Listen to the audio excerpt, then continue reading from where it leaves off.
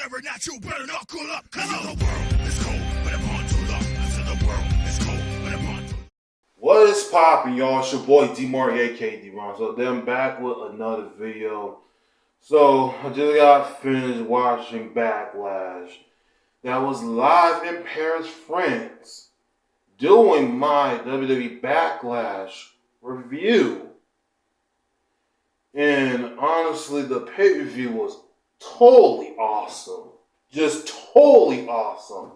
And not in Paris, France, but in Lyon, France, where they were live at earlier, which I don't really know the time limit of that. But the people in attendance, I will say, they showed out. They definitely showed out of that crowd in Backlash. I mean, they was singing every theme from Randy Orton, Cody Rhodes, and most likely Jey Uso. And most of these matches, majority were some, I will say, 90% good of the match. I will say that. So yeah, I'm not going to really make this video too long. I'm just going to talk about the results. I'm just most likely going to do the results on these matches and giving my thoughts on it. But before we get into it, if you're not already yet, please go ahead and subscribe to the channel if you're not already yet. Follow me all social medias in the description box. So, the first match of the night, the Bloodline, Solo Sikoa, and the newest member, Tama Tonga, a former New Japan Pro Wrestler who came out from New Japan. Honestly, I will say this. Before the match even started, like Kevin Owens got like a big ovation when he came out during his entrance. And the crowd was like cheering him with open arms and everything. And when Randy Orton comes out, that France crowd, they were like singing Randy Orton's theme song when he came out. And both of them, Kevin and Randy, they all took it in with the crowd because the whole time in the last 5 minutes, they were singing to Randy Orton's theme song. And I would thought all of this was awesome. It was so awesome. And Solo and Tama Tonga, they couldn't wait for the match to start, and they just started brawling.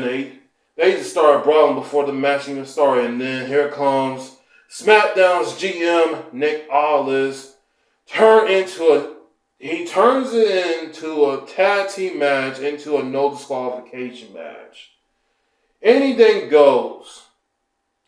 Then you got the security team and the referees coming out trying to break it up, trying to get the match situation and all that. So both teams just brawled out from outside the ring through the crowd.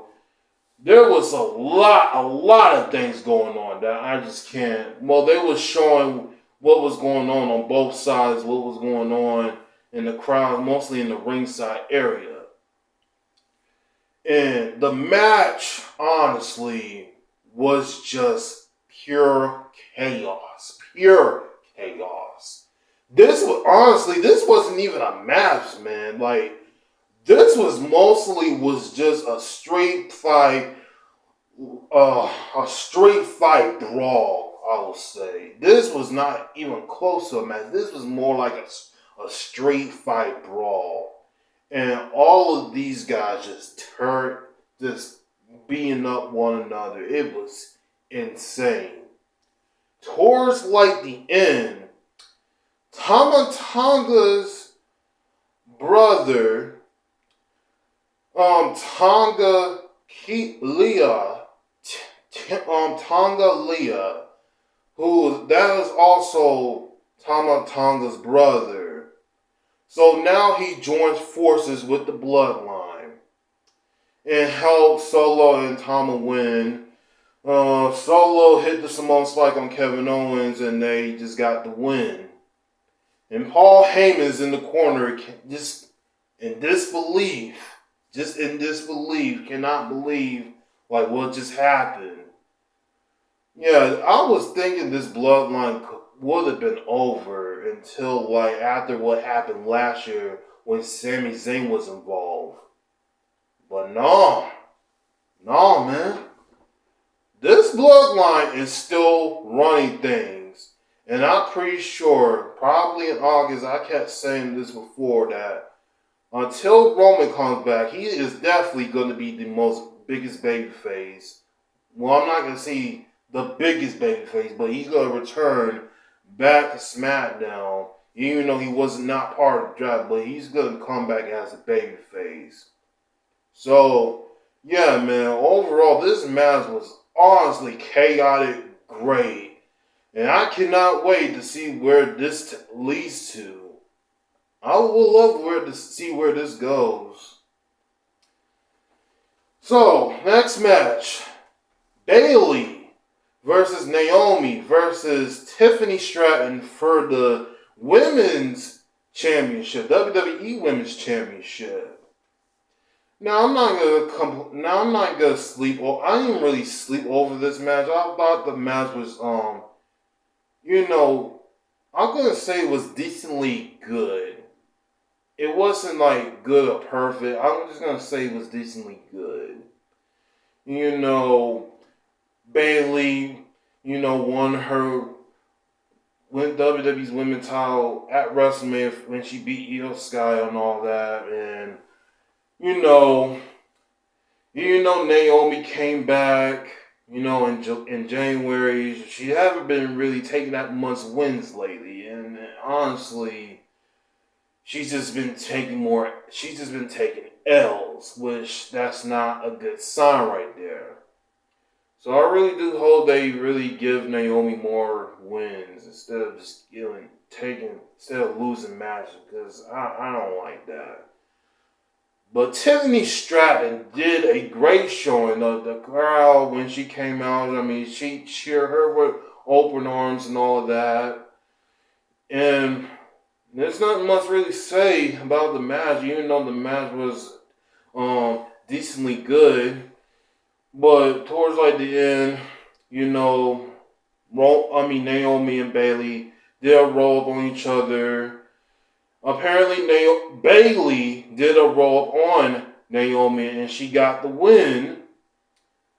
And she retains the WWE's Women's Championship. I will say that. Overall, like I said, this match was good. Not really much to say here. This is just giving Bayley the biggest win here after her WrestleMania match. I will say that.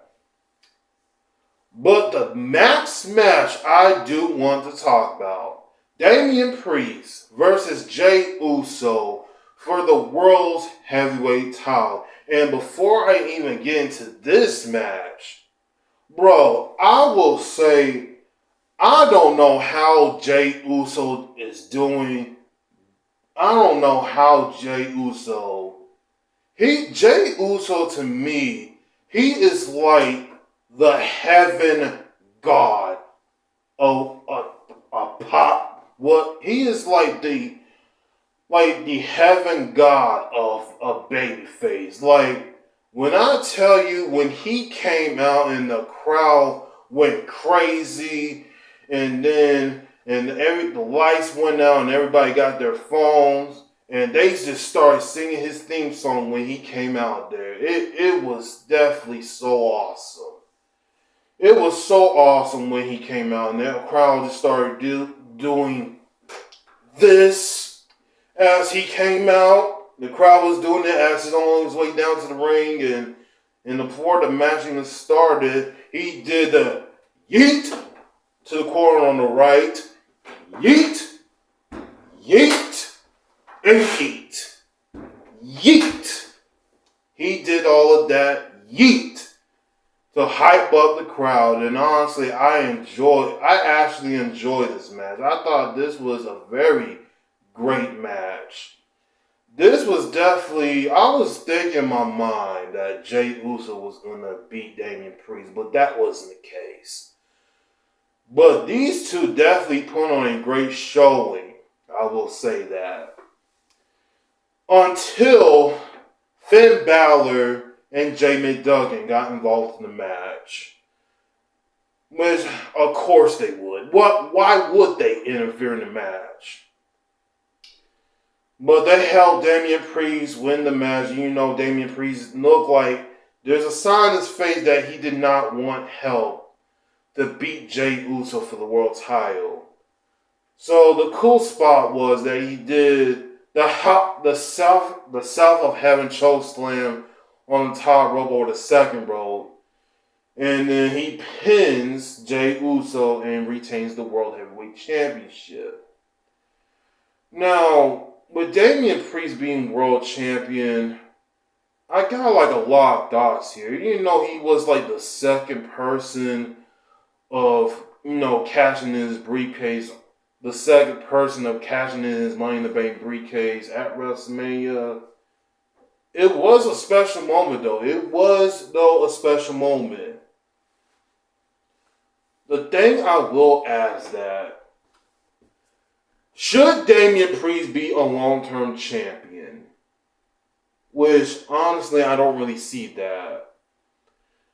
I don't really see him being a long-term champion. Besides Judgment Day, it looks like they're about to be breaking up very soon since Rhea is out with injury. But, I don't know. I feel like they're doing the King of the Ring tournament next week on Raw. And hopefully Drew wins the King of the Ring and grant him a world title match.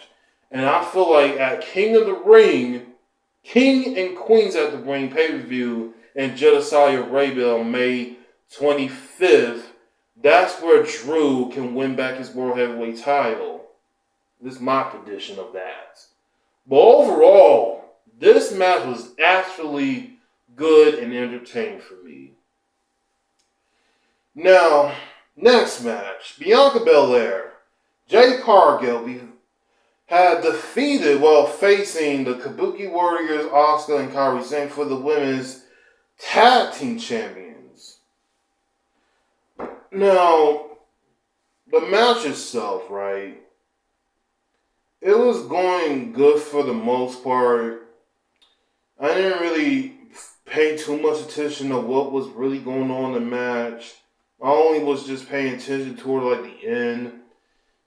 But all these women did great right here. They did good. I'm not going to say great, but they did good here. And Bianca Belair, Jade Cargill won, especially Jade Cargill winning her first title in WWE. Bianca and Jay wins the WWE Women's Tag Team titles. And hopefully, there's not really enough tag teams in the women's division. But I don't know exactly where they're going. Who even going to face them with these belts? Because they, like I said, they don't really got that much tag teams or either brand. I was even saying this too, like, they should really get rid of these women's tag belts because they don't got that much tag teams. And I feel like, to me, what WWE really should have is a mid-card title belt to get, getting more women on television and, like, elevating themselves and all that stuff. So that's just my opinion. That's all I have to say. Overall, this match was good. Not a bad match, but I'll say it was good for the most part. In the last match, Cody Rhodes, the American Nightmare, the phenomenal one, AJ Styles, for the undisputed WWE Championship. Now, this match, I'll say this match was definitely great. Definitely great inside the ring.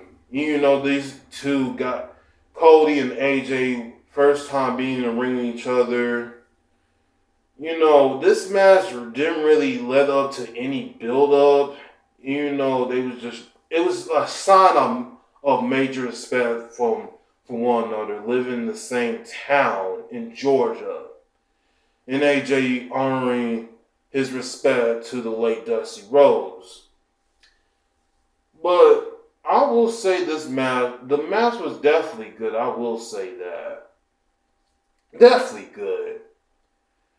Nobody didn't expect AJ to win this match, but it was a sign that it was a prestige that AJ could have won, but we all know that he wasn't going to win it. But overall, this match was definitely great. It was definitely a great match. I will say that. Very great match. And I wonder who Cody Rhodes is going to face next. Well, even though AJ and Cody didn't really have enough time to, you know, do some kind of a story towards Backlash. You know, he has win, beating Roman Reigns at WrestleMania. You know, he's been doing this United Kingdom tour that he's been doing, which it's been okay. I didn't really pay too much attention to that, but there's like a number of opponents that Cody definitely can face. I mean, you got Bobby Lashley, LA Knight, Randy Orton, which that's the match that I'm definitely said in one of my last videos I did, that Cody Rhodes and Randy Orton should be the match at WrestleMania. But I don't even know what happens. It could have been, the matches could be switched though. I don't even know if that's gonna happen or not. I don't know that. But there's a lot of people on SmackDown. Not a lot, but there's a few some that Cody can put in the ring with. And I don't know. We're just gonna have to find out.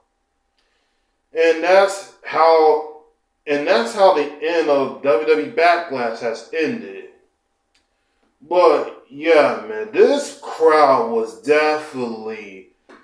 up and going for some of the matches that I honestly did not expect. They was like cheering and singing to every superstar theme song when they come out.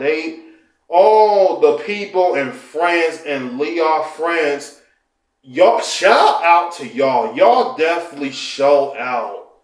Y'all definitely did show out. I actually enjoy the atmosphere of it, of what a real wrestling fan should be. But y'all let me know. What was y'all favorite match of Backlash that y'all enjoy? Y'all let me know in the comments. Follow me on social medias down below. I'll be back with another video, y'all. Peace. My moment to shine. This is my time of flight. I've been grinding forever just for this very night. I've been pushing for many moments like this. This time is undervalued and no one ever could.